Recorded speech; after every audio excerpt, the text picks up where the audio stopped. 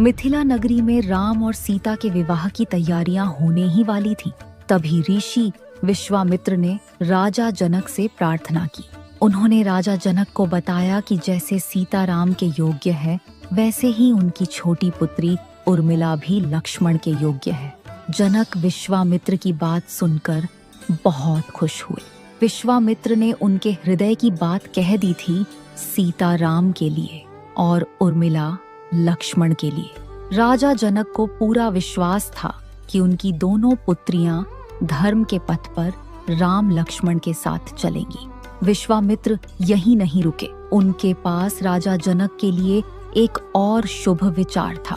जनक के छोटे भाई कुशध्वज की 2 पुत्रियां थीं, मांडवी और श्रुतकीर्ति। ये दोनों धर्म का पालन करने वाली और बहुत सुंदर थीं। विश्वामित्र ने राजा जनक को इन दोनों का विवाह भरत और शत्रुघ्न के साथ करने को कहा। राजा जनक को लगा मानो वो कोई सपना देख रहे हों।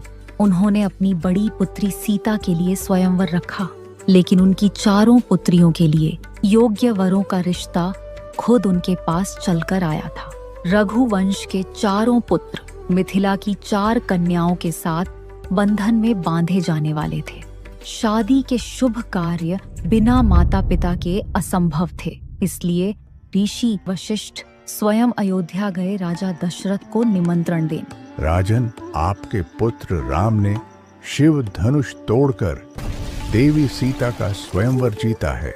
राजा जनक अपनी कन्या सीता को राम के साथ और अन्य पुत्रियों को आपके अन्य पुत्रों के साथ विवाहित करने के लिए इच्छुक हैं।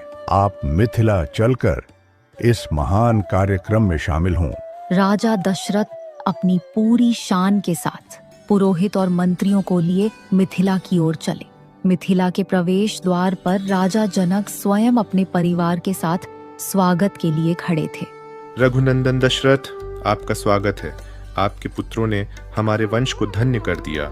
महाराज जनक, धन्य तो मैं हूँ जो मेरे राम को सीता जैसी धर्मशील कन्या मिली।